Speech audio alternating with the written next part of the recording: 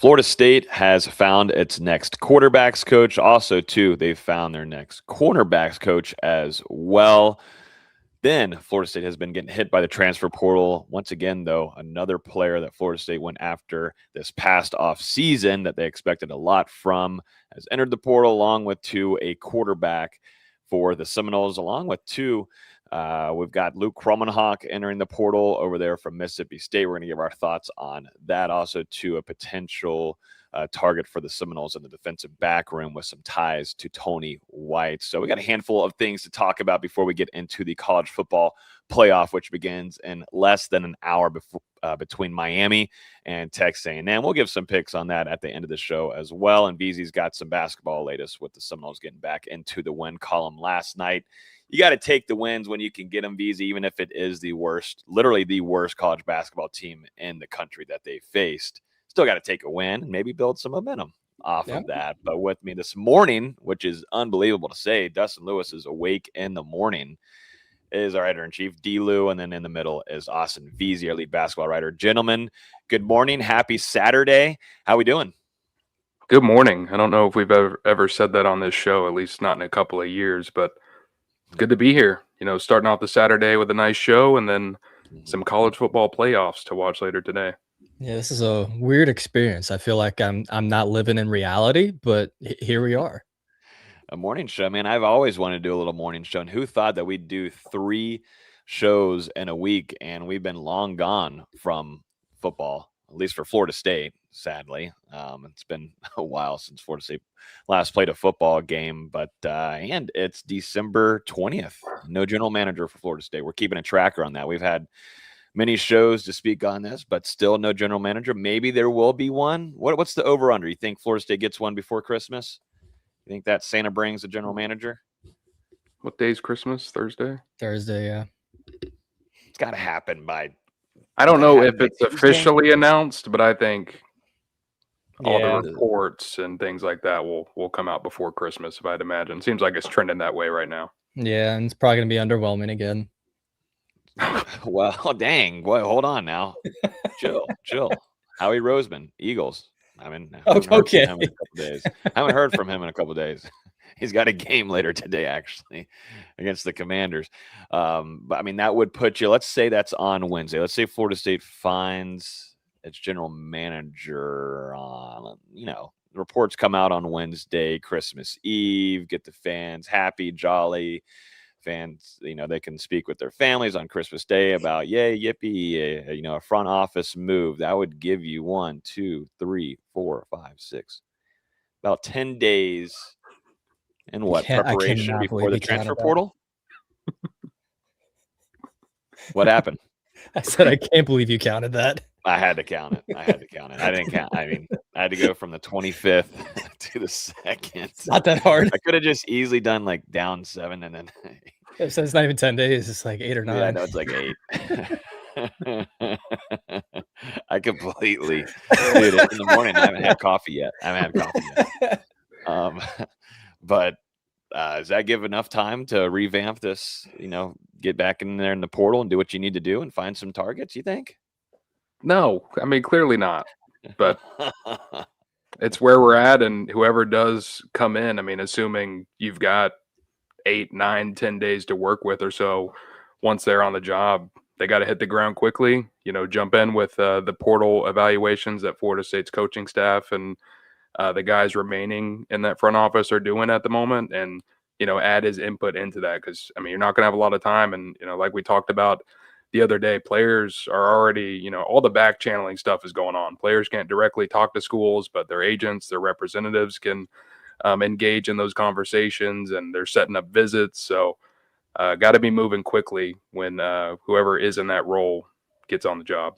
Yeah, if he's actually doing his job correctly, there's going to be a lot of sleepless nights for him because there's going to be so much for him to catch up on that, should have been done a month ago that he's going to have to do in a week. So a lot that he's going to have to do. We haven't even talked about him evaluating the current roster, unless they're planning on promoting someone from within, which at this point wouldn't surprise me, as bad as that would be. They got to evaluate the roster and just see if they even like the talent that's there before they make portal evaluations. He's going to have a lot to do in 8 days.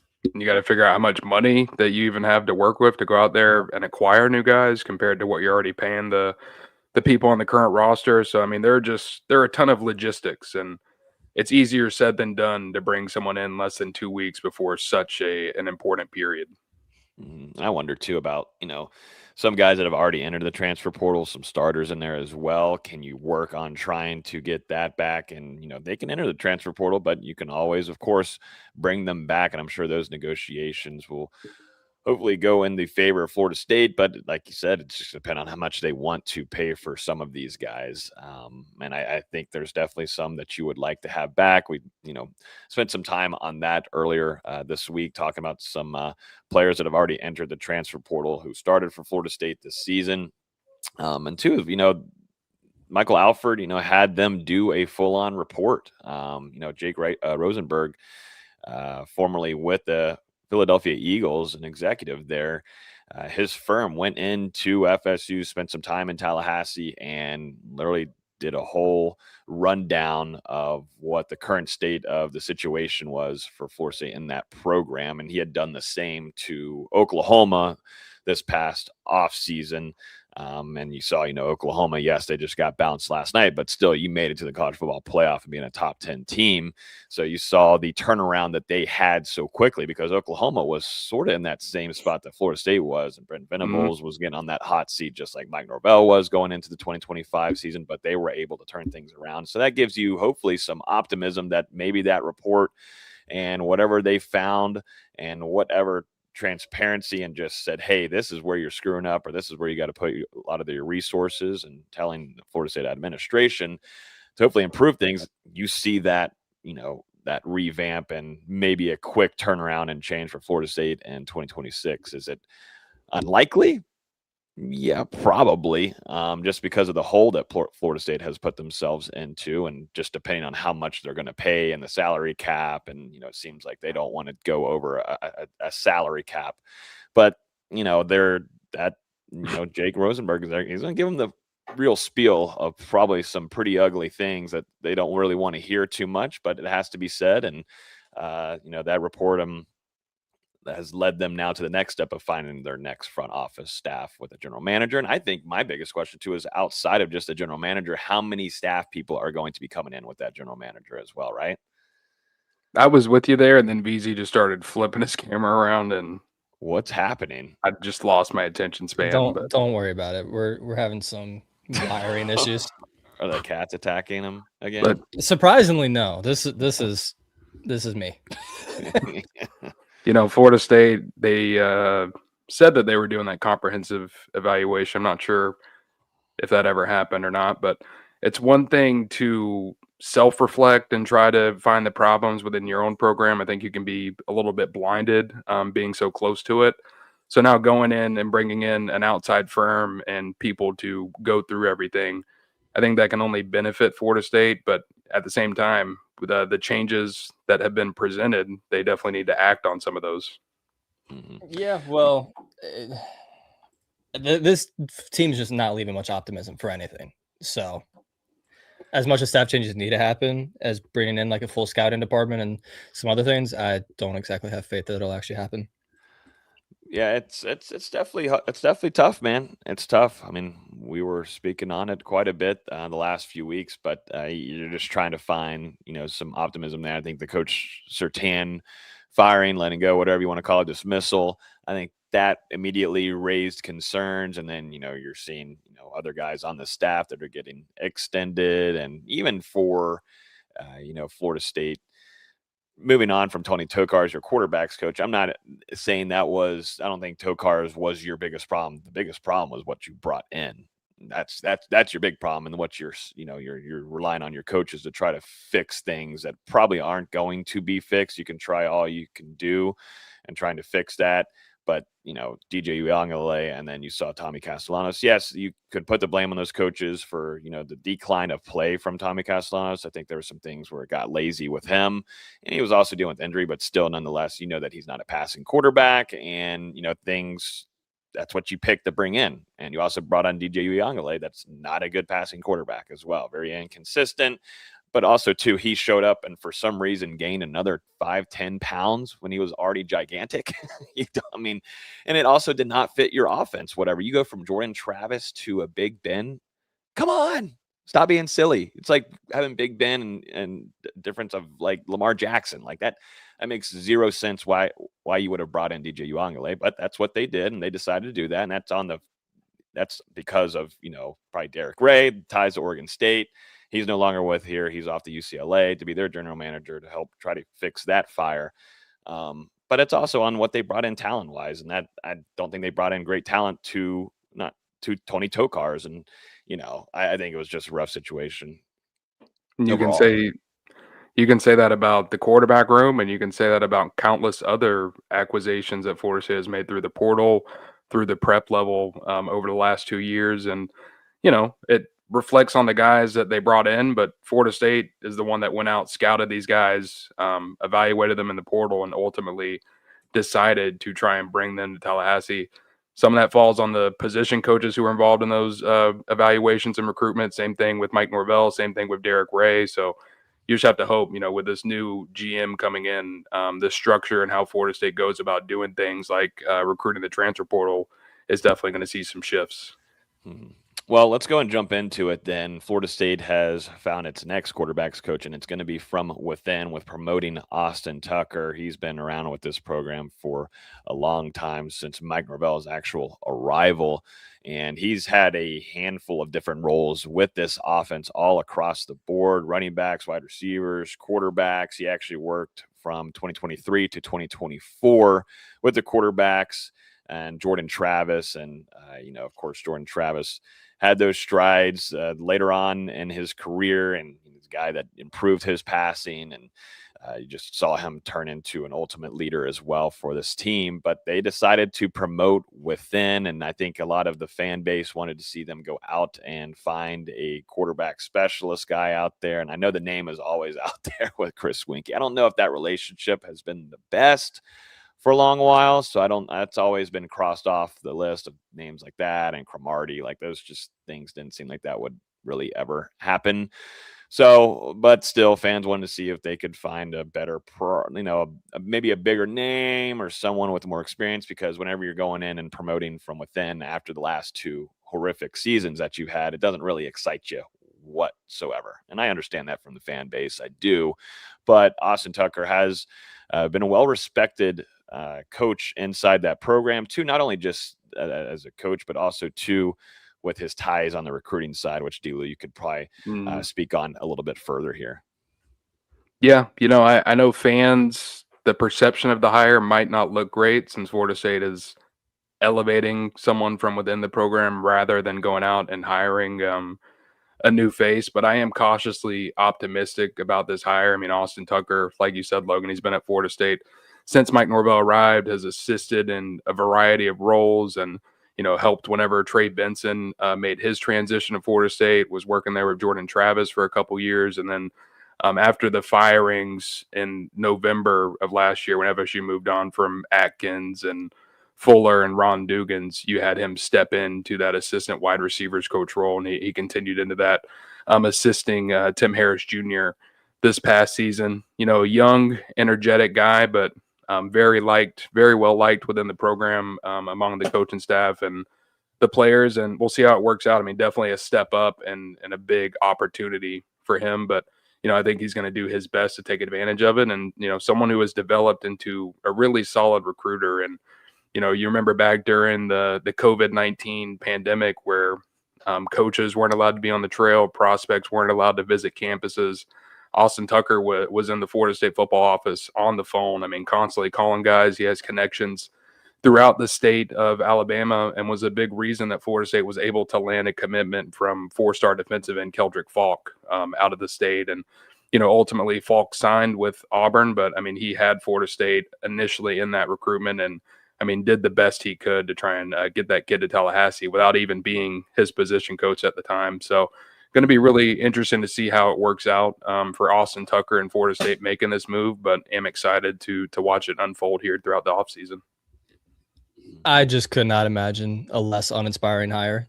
Like, sure, he's done these things behind the scenes that no one has seen, but if he was that if he was that well liked, I think other teams would have tried to poach him, and maybe they have over the last few years. And Florida State just said, "No, we'll keep holding on." But to promote a quarterbacks coach from within 2 times in a row, because they did the same thing with Tokars. He was an assistant, got promoted to quarterbacks coach when Kenny Dillingham left. Yeah. It's just hard to get excited about it. Like, I don't care how much PR and media stuff comes out. Oh, he's a rock star behind the scenes. It's just there's no actual proof for that development. And why should I be excited about someone that's been in the program when we've had one good quarterback in 6 years? Like, that just doesn't excite me. I don't think you're necessarily wrong. I mean, from the surface level, it's a pretty uninspiring move, but I do think Austin Tucker is capable, and like I said, we'll see how it works out with the transition. I think the weird thing is, fans are seeing the assistant wide receivers coach is now the quarterbacks coach, and Austin Tucker does have a long history in coaching wide receivers. Only those 2 seasons at Florida State where he worked at the quarterback unit, so it's going to be something new for sure. That doesn't make me feel better. I know, but I've been out there at some of these practices over the last 5 years. I've been out there watching the recruits come in on visits, whether it's junior days or official visits or whatever. And he's always been someone out there putting in a ton of work. And I think too, I mean, you could have the argument for on VZ's side, Delu, where, okay, could you just keep him where he's at? Does he necessarily really need to be quarterbacks coach? You could still go out there and find somebody that could be more hands-on with mechanics and all that kind of stuff, and maybe still help on the recruiting side. But you certainly want to keep Tucker on this staff at somewhere, because I agree with you, Delu. I mean, we'd be there at those practices. Those recruits are around him a lot. And then too, the players love the guy and well respected. So it's great to keep him on staff. But could you go out and still go grab someone like that? Does that really need to be your quarterbacks guy? But we don't necessarily know what's going on. I mean, with Mike Norvell, it's just very hard to trust. It all starts at the very top, and this team has shown you that it's very hard to trust whatever move Mike Norvell makes. Right, and I mean, I get that, but at the same time, I don't think Florida State is going to have the deepest pool of candidates at the moment. And anyone coming from the outside, they're certainly going to have some questions about their job security, especially with the way things have trended over the past 2 years. And who knows? I mean, if it doesn't start off well in 2026, maybe Florida State's administration finally decides to pull that trigger. So now you're promoting from within. Austin Tucker is going to be there working with the quarterbacks. I think he's going to have a really big impact as far as the recruiting aspect of the position. And then, Florida State as well. I think Brendan Bogner was already kind of technically the assistant quarterbacks coach. I mean, he's had that in his Twitter bio since when I followed him. But Florida State made that official in that announcement. And, he's someone worked at Samford as quarterbacks coach previously, was an analyst for 2 seasons with Gus Malzahn at UCF, worked with the quarterbacks. So as far as the leading the guys in practice and the developmental aspect and coaching guys up, I think Brendan Bogner is going to be heavily involved there. And I mean, Austin Tucker and him are both going to be working there, but Tucker, as far as the recruiting part, he's going to be heavily involved. And then Gus Malzahn, I mean, he's going to oversee that unit anyway, just like he did during this 2025 season. And let's be realistic. You're probably capped off with Gus Malzahn now. That's the biggest issue, I think, in all this, is that you have a certain limit that you can get to quarterback wise. I don't know. I mean, it's been 1 year, but just going back through the timeline of Gus Malzahn, you're not going to find, and we'll see, maybe Florida State goes crazy, and the report card that they got from the firm that said, hey, you probably should spend some more money on a quarterback that's certified that will come and win you games and can throw the football.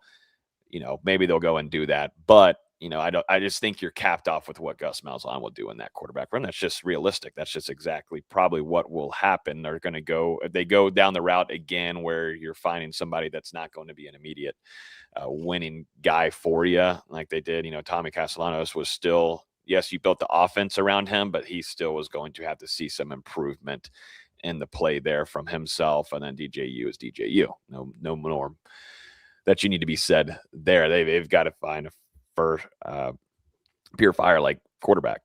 Like it's got to be that. But I just don't know if that's what's going to happen with Gus Malzahn as your offensive coordinator, gentlemen. I don't know. I mean, at the end of the day, it just comes down to how much money are you going to spend? I mean, that's the entirety of the market, and the transfer portal now is basically who's paying the most money. And Florida State, they're going to have to break out the piggy bank to go and land themselves a top 10, top 5. That seems pretty aspirational transfer quarterback. So they need the right guy. We'll see if they're able to get him. Last year, obviously went out, landed Tommy. He had the connections to Gus Malzahn, and you've got another quarterback in the portal now with connections to Gus, who played for him for one season at UCF. EJ Colson, who spent the 2025 season at Incarnate Ward. Yeah, there you go. Yeah, saying that correctly? Yeah, I think Incarnate Ward. So it's like Garnet, but with a C, but then you put N in front of it.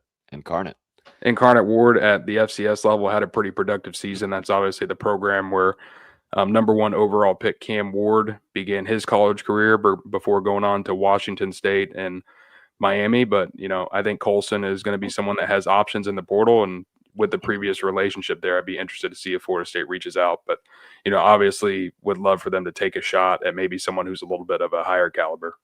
And there's still the chance that Tommy gets whatever figured out with the NCAA and going through this legal process, and he gets another year. None of us want that. I don't think it's happening. There's a chance. Well, I think he's going to get the year. I just don't think it's going to be at Florida State. We'll see. I don't know. I mean, you can't rule anything out. You can't rule anything out. This program will shock you, brother. And I don't think it happens either. But it's out of our control on that one. The way Norvell has discussed it, the way Tommy has discussed it, it sounds like both sides are moving on. Yeah, no, that would be the right route to go for sure. But we'll see what this program decides to do. Now, this is a good question here from Elite Nole, and this has been on my mind for quite a while. And just seeing what ends up happening with the transfer portal stuff moving on, and NFL draft coming up in a few months. But this is from Elite Nole 81 on YouTube asking, do we know if Deuce Robinson is staying yet? Or is he moving on? Do we know? Well, we are seeing movement, of course, in the portal. We haven't seen a whole ton there outside of what Camden Fryer in the wide receiver room yet on scholarship of a guy going in there or planning to go in there. But Deuce Robinson, I mean, I think of him either if he wants to go to the league or also, too, Wayne McCoy, a guy that I think has some really high upside. You also have Makai Danzy in there as well. You got a guy like Elijah Moore, who we've always heard some good things of and seen it in practice as well. But didn't see a whole ton of playing time this last year. But you have some weapons to work with, most certainly. But I think it's Deuce and Wayne McCoy. Those two you're really pushing to hopefully be able to retain. Mm-hmm. Can you retain him from going to the NFL draft? But like we were just talking about, I think this is a great transition. It's talking about the quarterback room. It's going to depend on what you bring in for Deuce, in my opinion, and also to Wayne McCoy. He wants a guy that can throw the football to him and not just throw it up to Deuce Robinson every time. Sounds like Florida State is working pretty hard to retain Deuce Robinson for the 2025 season. I don't think that return is necessarily set in stone yet, but I mean, pretty good sign that he hasn't already declared for the 2026 NFL draft and moving on from Florida State. I think, Deuce Robinson could be a big selling point to the transfer quarterback that Florida State wants to recruit in Brandon Tallahassee. And then likewise for Deuce Robinson, whoever Florida State's able to land as that quarterback will likely have an impact on him sticking around in Tallahassee. But, I think with the way things are trending right now, I would lean towards Deuce Robinson being back in Garnet and Gold for another year. We'll see if it actually happens. Yeah, I think there's going to be some more movement in that wide receiver room, just maybe on the back end. I mean, because they signed 6 receivers in this recruiting class. Like that's a lot of bodies to have, plus Deuce, plus Lil Wayne, plus Danzy, plus some other guys that they've got in that room, like Elijah Moore and Tarek Mallory that didn't really play much this year, but like there's names in that room, but this offense doesn't need 12 wide receivers. So there's going to be some movement down the board, I think. You do already have 4 out, though. 2 who hit the portal, and then obviously Squirrel and Gavin Blackwell, who are no longer eligible to play at the college level. So that's already 4. I never saw Gavin Blackwell. Right. Everybody remember that? Well, I never saw him in uniform. Still counts. Well, no, I'm not going against you. I'm just joking around. Like, who remembers Gavin Blackwell, everybody? Remember that game he had? That was crazy. That was wild. Did he even play There's no snap way this year? there's no way he costed anything, right? I'm not sure. What happened? Did he play this year? Did he? He was pretty banged up. Yeah. Okay. Let's go with that. Okay. Yeah, I think he just wanted to get to Tallahassee and enjoy enjoy last ride or whatever. Enjoy the time in Tallahassee. It's a great time. It's a great school. Good fun place to go hang out. Why not do it? End off the career there in Tallahassee. So yeah, didn't see much of Gavin Blackwell. Poured out for Blackwell. Did we even get an interview with him? I just don't remember. I don't remember. I don't remember, man. What a name. What a name. But yeah, that is the updates there on the quarterbacks coach and some movement there. Now, Florida State, too, on the defensive side, has found their next cornerbacks coach after moving on from Pat Surtain. And also trying to let's keep it at expected. That is true. Nothing official yet. Yeah. No graphic post has been out yet. Not yet. Oh God. Well, I mean, hey, we still haven't gotten an official announcement on Cam Martin either. So. Whoa. I don't like that either. What is happening? Well, this is what happens when you're still looking for a general manager, everybody. I mean, I hate to tell you, but whenever the boss man, you don't have a boss man yet, who wants to make these decisions, and it's not going to be on the shoulders of Mike Norvell, of course, moving forward. Do they want these coaches? I mean, it's going to come down to them at the end of the day. So maybe they're stalling or whatnot. They've found some agreements that I'm sure Mike Norvell and his connections and the staff's connections have found. But at the end of the day, that ain't getting signed until boss man comes through those doors. We don't know when that will be, maybe before Santa arrives on the 25th. But reportedly, Florida State has found Blue Adams, Mississippi State's defensive backs coach. Michigan State. Corner. Yeah, Michigan State. You said Mississippi. No, I didn't. So Michigan State. Michigan State. Next cornerbacks coach. It's in that same realm of excitement. Michigan State, Mississippi State. Does it really matter too much? I mean, that's exciting, right? Come on here. In 2022, whenever he coached at Oregon State, third in Pac-12 in passing defense, allowing 224.5 yards per game, and led the conference with 71 passes defended. In 2022, was first in the Pac-12 in opponent red zone defense and allowed very few explosive plays there. And then in 2023, the Beavers ranked third in the Pac-12 in interceptions with 12 and fifth in passing yards, allowed at 236.2 yards per game. And he's developed a handful of NFL draft picks as well. If you look at the Michigan State product, though, wasn't so pretty there for them. I mean, Michigan State's atrocious. But they ranked 92nd nationally in passing defense, allowing 231.1 passing yards per game. And he's been all over the place, been in the FBS level since 2016, and also spent 4 years in the NFL with the Miami Dolphins. Gentlemen, y'all's initial thoughts on this pickup for Florida State on the defensive side? It's fine, I guess. To me, it just looks like a Patrick Surtain Sr. with a couple more years on his resume. I mean, like you mentioned, Logan, you've even got the connection to the Miami Dolphins. Obviously, a guy who's out of South Florida, a Miami native, has developed some NFL draft picks. I think maybe the promising thing is he hasn't necessarily worked with the level of talent that he will be at Florida State at some of his previous stops, and he's still been able to send some guys to the league, including a couple of top 100 draft picks. And, like you mentioned, they were able to build a pretty stable program at Oregon State, which, isn't known for its success on the football field. And I just wonder if they didn't have enough time to get everything going there in the Big Ten at Michigan State and trying to turn that job around, which, I mean, now multiple coaches have failed to do so since Mark D'Antonio retired a couple of years ago back in 2020. So we'll see how it works out with Blue Adams moving over to Tallahassee. I am wondering, the biggest thing to me, one of the biggest things to me is I want to see how much Florida State is committing into this contract. Reportedly, he made $525K in 2025, but with Michigan State essentially bringing in a new coaching staff and deciding not to retain Blue Adams, I wonder if Florida State was able to get a little bit of a discount on this hire. Yeah, Michigan State's defense was at least a little bit better in 2024 than they were this year. So maybe you can write it off as just the whole team was atrocious. Everyone was getting fired anyways. No one was really trying.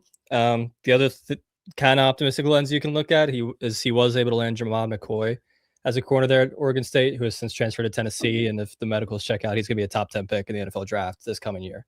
Obviously, Blue didn't develop him all the way, but he was at least able to land a talent like that to Oregon State initially. So you can at least maybe look at that and say, hey, he hasn't been able to recruit at the highest level, but he's still been able to find some diamonds in the rough that can get to the NFL. But again, kind of underwhelming. But it's one of those, who are you really going to get at this point of Norvell's tenure when everybody is seemingly on the hot seat? But maybe it's also a good thing you brought in someone that doesn't have any connections to Mike Norvell previously and this defensive coaching staff. I mean, we've seen a lot of, I guess you could call it retread hires, with Mike Norvell bringing in guys who he's worked with in the past, or Gus Malzahn, bringing in a couple of UCF assistants with him. And now you're reportedly going to hire another one to coach your running backs coach. And you elevated a guy who worked at UCF as an analyst to, work at a higher level with that quarterback room. So, I mean, maybe that's a positive. They're going outside the box. Mm-hmm. Yeah, this is a good point here, too. This is from Johnny on Facebook saying your DBs are only as good as your DL and linebackers are. In the face of reality, the 3-3-5 hasn't helped the defensive backs at all. Now, I think I fully agree in this last season because Florida State did not have any defensive linemen outside of Darrell Jackson that could do a damn. And you couldn't find any pass rush outside of some freshmen. Huh? I was getting to that. Give me a second here. Give me a goddamn second. Give me a second, man. I said the Sear twins out the side with freshmen.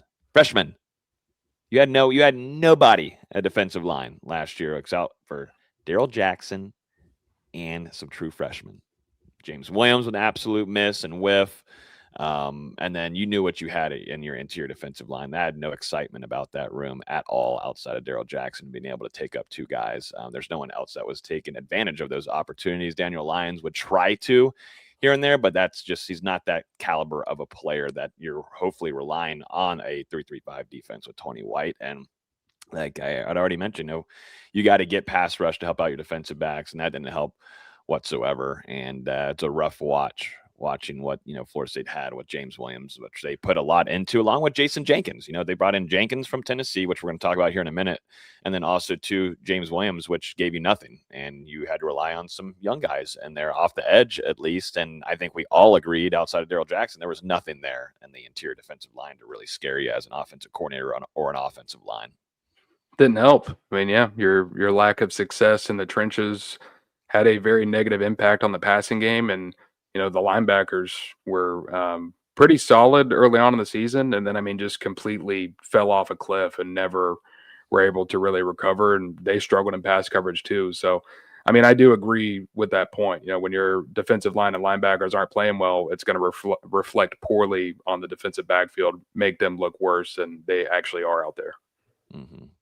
Yeah, linebacker room. I didn't even mention them, but I think everybody kind of knows how that product was. But, I think you're sticking with that coach going into 2026. Any comment? Actually ridiculous.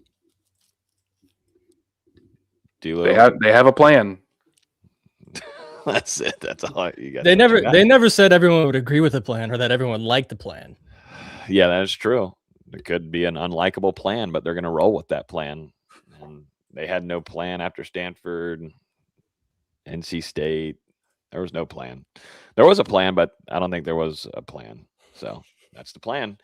Let's see. There's another one in here about what does Mike Norvell actually do? Frustrate us. Make me mad.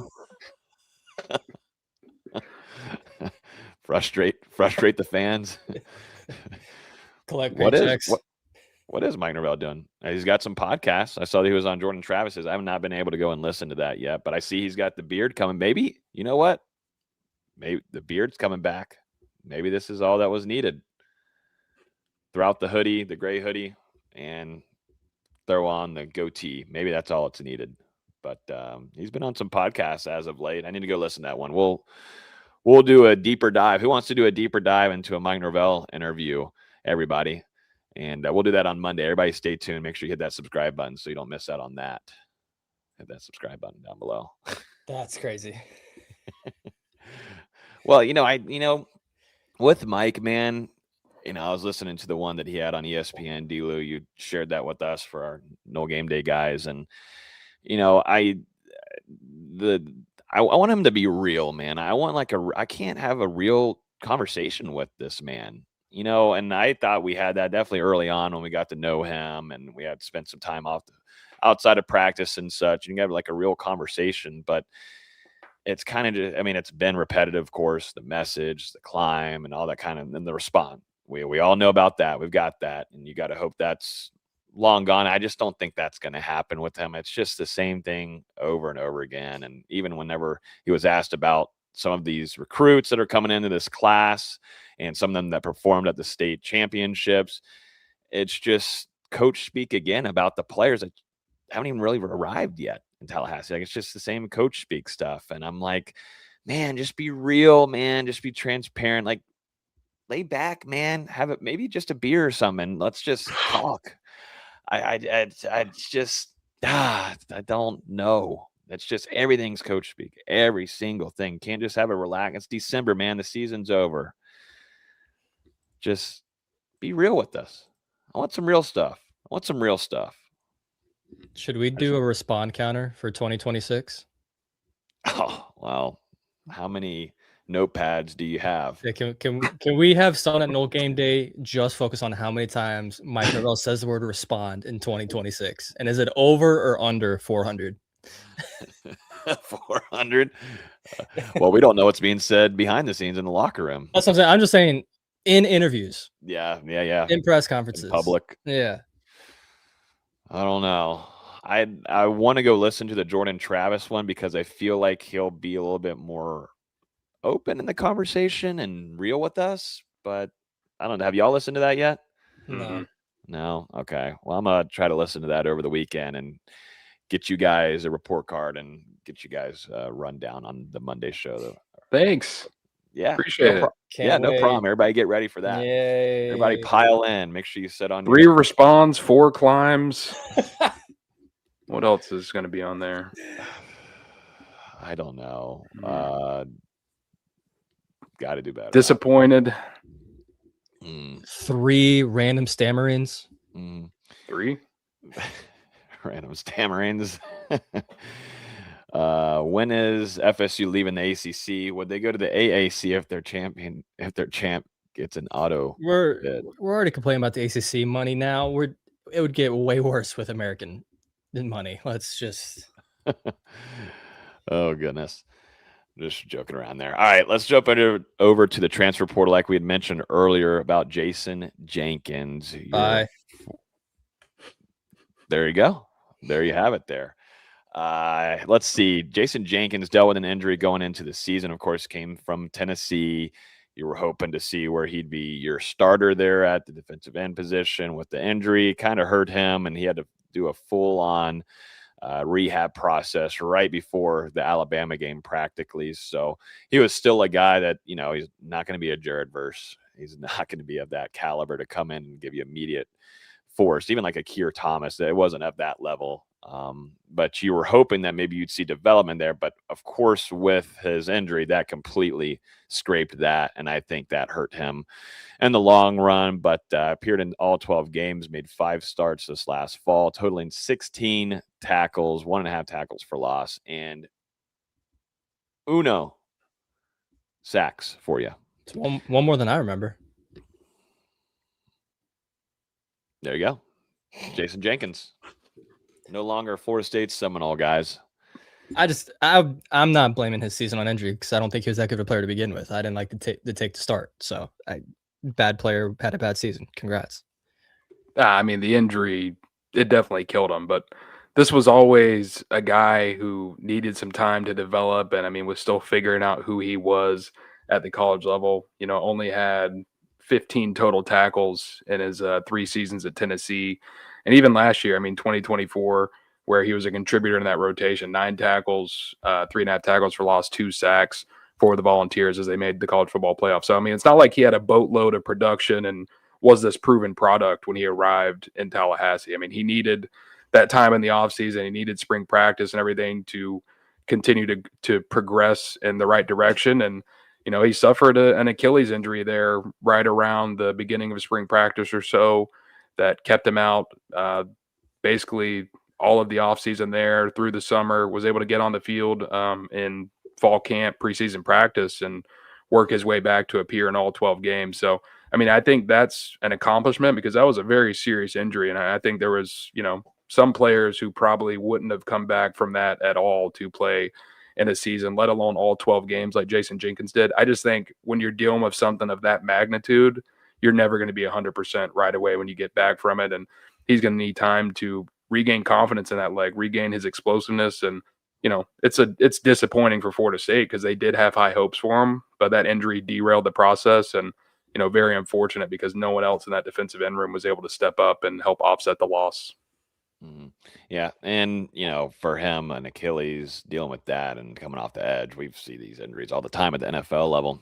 And just have that push off there, that's going to impact you. Nonetheless, and I'm in that same, not fully there with Beasley, but I understand that was not going to be a guy that was going to come in and be a wrecking guy for you off the edge. That just was not going to happen unless you saw him make a big jump in development. But when you're injured like that, that just completely shuts that dream out of it. And he wasn't going to come and be a Jermaine Johnson. Even Keir Thomas, I was looking up some Keir Thomas stats here. South Carolina, 142 total tackles before he came to Florida State, 13 tackles for loss, 5.5 sacks, and 8 quarterback hurries. Like, he had some production before coming in, and, he played well off the edge for you there. In Florida State, then, they put themselves in the situation, which we were talking about earlier, where you have James Williams, which was always going to be a project guy to build onto a 3-down type player. And then, Jenkins and, his kind of limited production there that he had against or at Tennessee, these were all going to be wonders. Could this happen for you? And when you add that with, some not great, talent in the interior defensive line, you kind of just knew what was going to happen to you this upcoming season. That's why, we thought this would be the biggest question marks on that side of the ball for Florida State, because there were so many concerns about what you had at the defensive line position. And nobody was fully sold on, Jenkins, because first he was fully injured, but then even if he was going to come back, man, how do you do that with an Achilles if you're an edge rusher? That's just not hard easy. As hell, man. Hard as hell. It's not easy. Not easy. But, Florida State, I think they were banking on hitting on at least one of those 4 defensive line transfers. And instead, they pretty much all ended up being we knew that wasn't pretty poor for the most part. That was pretty I think Deontay. That's Deontay sad, though, that you're McCray. banking on that. That you can't bank on that at Florida State. That's sad. Yeah, no, That's it looks sad. It's very. It looks pretty bad in hindsight. Deontay McCray. It looked like it before sight, pre-sight. It looked bad, and it showed you that it's Jenkins. Jenkins obviously was dealing with the injury. James Williams didn't make that next step. DeMonte Diggs, someone who Florida State brought in to help with the defensive end room, he was lost to a neck injury in the second game. So, really the most you got out of any of those guys was Deontay McCray, who was basically an average rotational piece for you. Mm-hmm. He was the one that, I forget which game it was. He was the one that completely whiffed on a free quarterback sack, right?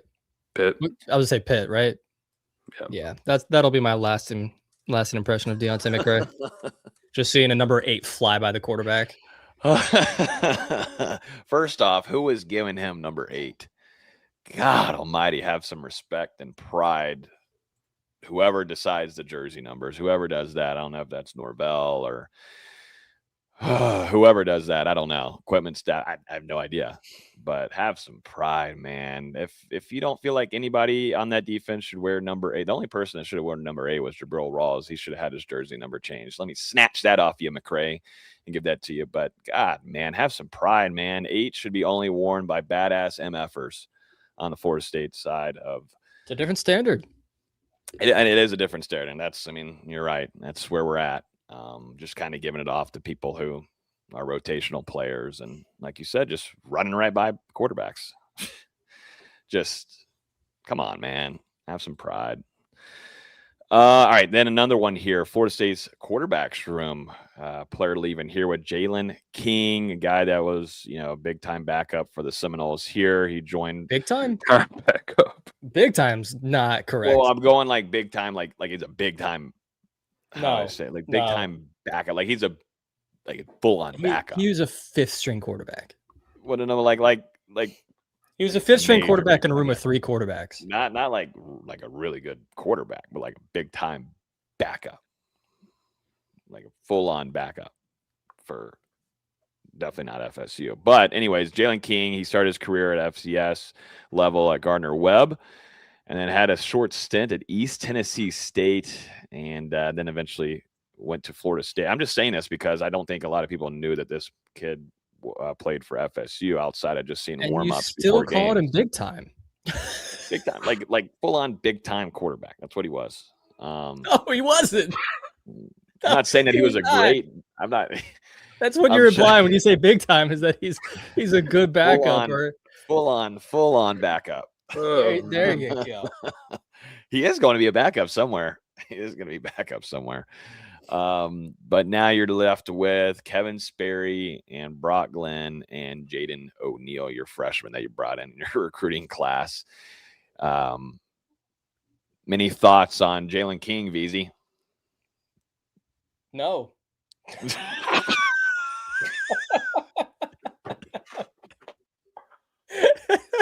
No, I don't have any. He was probably a scout team quarterback at best. No, I don't have any thoughts. Time scout team quarterback. That was always the plan when Florida State brought in Jalen King from the transfer portal.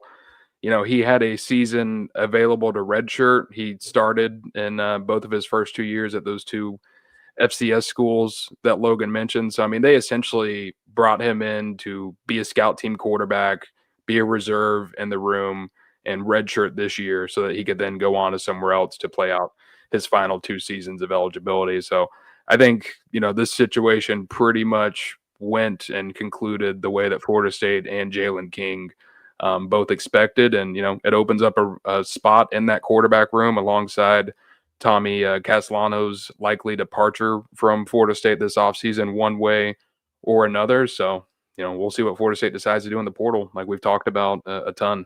I think as it stands right now, they'll just go get one actual big-time quarterback to hopefully start for next year. And then is that your prediction? Real big time? No, but like they're gonna by big time, I mean they're gonna pay him big time money because the staff has to overpay for average players. That will be your starter for next year. Then you'll have Sperry, maybe Glenn, and then O'Neal is your quarterback room for next year. Yeah, it's if Norvell is still here. If not, Sperry might go bye-bye. I'm saying for 2026, not 27. In 2026, your quarterback room is probably whoever this transfer is that's going to be your starter, Sperry, Glenn, and O'Neal. Mm-hmm. Yeah. Wouldn't be surprised if Glenn transfers. Mm-hmm. I wouldn't either, but I think they kind of just need a body in that room, so they'll try to keep him again. Mm-hmm. I think we'll probably have a Tuesday show because we'll have, Christmas holidays and stuff. So probably have a Tuesday one, and I got to head up to Tallahassee anyways on Wednesday. So we'll have a Tuesday one, and we'll do a more deeper dive on the quarterback conversation, what they should do, what they need to do, and also just some names out there that have already, expressed their interest in entering the transfer portal, and maybe some that might be entering the portal from some of these college football playoff teams that are playing this weekend. But yeah, that's the quarterback room, gentlemen. That is what it's at right now. But sure enough, they're going to have to go find one in that transfer portal. But shout out Jalen King, man. Big time backup. Big time. I think it's a good opportunity, man. He's going to thrive at Morgan State. Oh, good school. Or Mercer. Or I'm trying to think of another FCS. Austin P University, Stephen F. Austin. Chris Parsons at Austin P. He's got that. Oh yeah, yeah, you can't do that one. Could be a battle. Could be a battle of 2 former Noles. Well, Chris Parsons was not a Nole. He was not a Nole. Got close to being one. Did he ever get rid of that jacket? Does he still have it? Ooh, yeah, he got a really fire jacket. That vintage jacket he got. Yeah. From Pick TLH, I believe. Yeah, probably. That was fire. I need that. I need it. Yeah, you do need that. Maybe DM him and say, "Yo, can I grab that off you?" Yeah. You don't need that anymore. All right, gentlemen, let's make some sleeper picks real quick because we're about to talk about Luke Kromenhoek, another quarterback. First off, let me just throw this up here real quick. No big deal. If you guys aren't yet, we're trying to make you some money.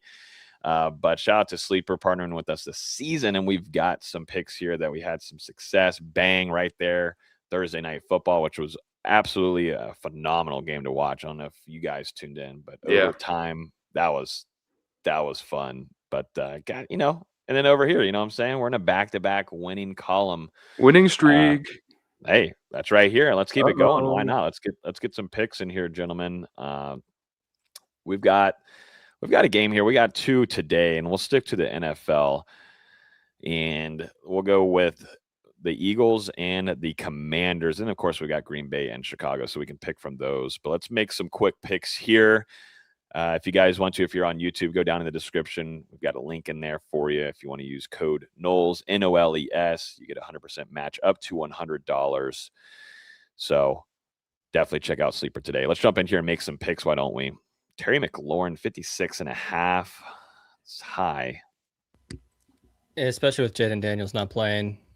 I was just give me a bunch of mores on Eagles offense because the Commanders made JJ McCarthy look like an NFL quarterback. So yeah. Commanders defense is not it. Yeah, it's atrocious. I would just go regular more on Jalen Hurts at 219.5, to be honest with you. More on Saquon. Give me all the Eagles mores. Jalen. AJ Brown's been hot. Yeah, he's been rolling right now. He's in a groove a little bit. I know his last game.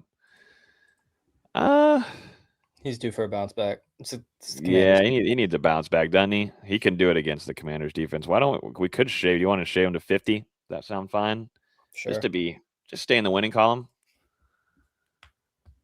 And Krosky Bear at 26.5. Is that rushing yards? Yeah, that's rushing. He only needs that much. He went off in that. He's been on a little groove. Really, just one groove. I feel like he can get 27 yards. I know Philly's tough, but bro, trust me. I've had some placements on this guy, and it's been 25 yards. And it was earlier in the season, but he's going to get 20s. He hit him with that 25 game, huh? Hit him with that 25 then. All right. You good with that? Let's do it. Okay, he's gonna get you 25. I don't know about 26. I don't know about 2 more yards. What about this game over here? What do we got here? What are we thinking between the Chicago Bears and the Green Bay Packers? What are we feeling? VZ, come on, give us one here. Is this one today too? Yep. Evening game. DJ Moore, they've shaved him down. I feel like they're not really. They're really. I haven't really been thrown to him that much. Yeah, what's his receptions? They have reception 3.5 in receptions. They really just don't throw to him much. First TD. No, we're not doing that. We're not getting too crazy on here. I know we're on a winning streak, but we're not getting too wild, right? All right, that's DJ Moore. We can keep moving here. I love Josh Jacobs. Do they have rushing on here? Jacobs has been really banged up, though. He's been rolling, though. He's been hot. That's touchdowns. Rush. I want to show that. There we go. 63.5. Chicago Bears defense has gotten a lot better this year. Shave him to 50? Yeah, you can shave him to 50. Little shave. Head to the barber shop. We're already at 4.13 times, and we might have a promo to use potentially. Yeah, we had a 5. Is that 5 or is that 4 legs? You do one more? Ooh, a 100% boost? Yeah. Oh, yeah. Hold on. One more? Yeah. Let's do an easy one, though. We need a surefire. Where's the kicker? Over point or more points? Where is it? Oh, God. Don't do that. I'll do that. No. Jake Elliott might get there for Philly. I don't know, man. Is it Wendy? Where's it at? It's at Chicago. No. Washington. That's the other game. Oh yeah. No. Where are we at? What are we thinking here? We need something. They have nothing listed, it seems like. Oh, you're on Brush. Yeah. So receiving yards. what's Jaden Caleb Williams Reed at? might be an interesting one because Christian Watson's out. Oh, Watson's out. I was gonna say pick Yeah, him. no, he's out. I'm pretty sure. Why don't we just? He's going to get 25 yards, right? He's got to get 25, and it's He's got 1.21. to. I mean, we just got to get a 5 leg. We just have to get 5 legs. So, you want to do You that? gotta pick the right fifth leg. I know. Hopefully, this is it. I mean, it's trending really high right now. It's showing on Sleeper, so it's a hot pick right now. Watson's saying he's questionable. It's questionable. Yes, Watson's questionable. I don't know about that. Hold on here, guys. It's a true game time decision. What's passing yards for Caleb? 208. Can we shave him to 175? Come on. Yeah, it's fine. Yeah, I mean, I guess Parsons is out. Yeah, that should I mean, help. Green Bay's defense is tough. No, They Detroit are was able to get some stuff going on them. Mm-hmm. But Bears have been playing better than expected. So I think 175. I mean, he's got to get 175. Yeah. That's not bad for 1.29. All right, let's go that. Let's do that. Let's apply the promo here. Bang. Hopefully that works. Yes, it does. Oh, my goodness. You want to do 5 or 8? Let's do 8. 8 for 79. Put a 20 on it. Okay. Yeah, all right, now we're getting crazy, huh? All right, we'll do a little 8-bomb. Shout out to Deontay McCray, number 8. Loco Ocho, baby. This one's for you, Deontay McCray. All right, there are picks for Sleeper. Shout out to Sleeper, man. You guys, if you're on YouTube, go check out the description down below. Use code NOLES. Use code NOLES. I appreciate them for hanging out with us this season. All right, let's jump over to these last quick hitters here. Like we mentioned earlier, Luke Kromenhoek has entered the transfer portal. Former FSU quarterback, highly regarded across some of the networks. 5-star quarterback coming into FSU. He comes into FSU. No, never was a 5-star. No. Dropped because he committed to FSU. Yeah, he never got there. He might have been a fringe 5-star for like a couple months. I think he ended up a 5-star on Rivals. Okay. No, he did. Shout Rivals. Shout Rivals. I'd researched it. Oh, okay. All right, 4.5-star. Anyways, went to FSU. We know what happened there. He played as a freshman. You know, you can talk about his play here in a minute, but he goes and in the offseason, there was some chatter, some things going on. Maybe the family wanted a little bit more on the NIL side to keep him around, to keep him to play for Gus Malzahn because that wasn't going to necessarily fit the system. And a little bit of NIL bread, all that stuff combined. He says he's out, he's leaving, and we're going to go to Mississippi State and head to the SEC, where he actually was trying to compete for a starting job until a true freshman beat him out. And this is the stat line for Luke Kromenhoek at Mississippi State. 20 passing yards, 24 rushing yards, and 1 rushing touchdown for the Bulldogs. Gentlemen, Luke Kromenhoek back in the transfer portal. Do you want him back? What? That's not where I thought we were going. That was not on the docket. Oh, man. I'm in a playful mood. But Luke Kromenhoek back in the portal. Live by the portal, die by the portal. Grass ain't always greener. Nope. He was never going to start at Mississippi State this season. I mean, they had that redshirt senior quarterback returning.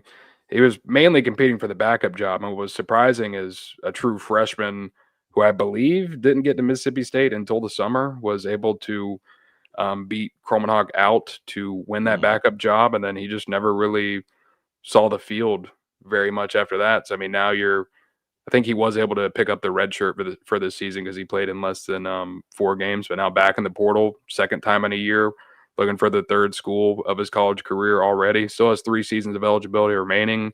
Guy who has a very high ceiling, a lot of potential there, but obviously, got thrown into action at Florida State. He was expected to redshirt that true freshman season at Florida State, and then DJ played pretty poorly, suffered that season-ending injury, and him and Brock Glenn basically split time for the rest of the season. And then when Florida State went out and pursued another transfer quarterback, didn't seem like Kromenhoek and his family liked that decision. There was some clashing between the two sides. And, yeah, I mean, clearly it didn't work out for him. So, yeah, he'd be in line to start next year for Florida State if he was still here. We wouldn't be worrying about a transfer quarterback. But they decided to go to Mississippi State and be a 3rd-string quarterback. And now he's going to try and go to – I'm trying to think of a school that'll actually because he's going to want to play. We know that. He's going to have want to play. be a lesser program for sure. He's not Yeah, but I don't want to say like Georgia. Georgia. I don't want to say like Georgia State, but like that's what I was going to say. It's not going to be a high NIL program. It was also a guy too that needed to develop, man. I mean, there was a lot of things that he needed to clean up and just kind of felt sporadic at times. And I understand 2024 season, it was just atrocious all across the board, but he needed some true development there. And he probably just needs a lot more playing time. And if things go well, they go well. If they don't go well, he can learn off that. But he was someone that was just going to need quite a bit of work anyways and some development for a full year. But he got thrown into the absolute fire of a dumpster fire. And, didn't look so, bright out there. And that's tough for any true freshman to come in and do that. And, guys need to develop. Not saying it's at the caliber of Jameis, but Jameis was a guy that had to wait his turn and also needed that time to learn behind a guy that was a veteran like EJ Manuel. Those certain things play a big part. Like development still needs to happen. It's very rare for a true freshman to come in and just look phenomenal for you. So I think some time and working behind the scenes could help him quite a bit. And then too, let's end it off here, and we'll have some basketball notes too to finish off on. But a guy that has some ties to Florida State with Tony White, a Nebraska defensive back, is planning to enter the transfer portal. Malcolm Hartzog Jr. He actually played with Tony White in 2023 and 2024. His career defensive stats are 108 tackles, 8 interceptions, and he was also an honorable mention on the All Big Ten team in 2024. He led Nebraska with 4 interceptions in 2024 and didn't have the greatest production there in this last season. So he was hurt. Oh, he's hurt. Okay. So the injury certainly impacted that, but maybe someone to keep an eye on for Florida State and that defensive back room. What actual position there at defensive back was corner? He's versatile. I think I want to say he's got 12 starts at corner and 10 at safety. Okay. Like 2023 and 2024. Kind of moving him around. Kind of like how they did with Jarian Jones for FSU. Or Edwin, I think would be the better comparison for like this past year's defense. Yeah. Yeah. So maybe someone to keep an eye on, or FSU might get interested here, I would imagine. Maybe so. I mean, there are some ties there. Obviously, 2 years playing under Tony White. Evan Cooper was on that staff in 2023 and coached him for a season. And Hartzog Jr. had his 2 most productive seasons at the college level in 2023 and 2024 when Tony White was leading that defense at Nebraska. And like I said, I mean, suffered an injury early on in this 2025 campaign. I believe he was only limited to 2 games, and that's what allowed him to redshirt and retain eligibility for the 2026 season. And Florida State, I mean, projected to lose at least some key pieces in that defensive backfield. Redshirt sophomore cornerback Jabril Rawls, redshirt sophomore safety Edwin Joseph. Moving on to the transfer portal, Jerry Wilson, who was one of your starting cornerbacks, exhausting his eligibility. Earl Little Jr., it feels like he's got a decision to make, whether that's deciding to pursue a career at the professional level or maybe even re-entering the transfer portal and playing his final season of college football somewhere else or returning to Florida State. So at a minimum, you've got 3 starters in that defensive backfield moving on. You need some depth there in the cornerback room, in the safety room as well. And this is a guy who can provide you some versatility, and you can kind of move him around, and he's able to fit in multiple places. Mm-hmm. VZ, let's end it off here with some basketball latest. They're back in the win column finally. They absolutely destroyed that team last night. And like we had started off the show, it's not a great team at all that Florida State faced, but maybe they can find some kind of little bit of some momentum off of a win there. What happened with that game and what did you like? And what happened was they played the worst team in college basketball, not just this year, but the worst team in college basketball last year and the worst team in college basketball the year before that. Dang. Who's their coach? A guy that has won, I did the math on it the other day. I think he's won 18 total games since the 2019-20 season because his last 2 years at Arkansas Pine Bluff, he only won 4 games each those 2 years.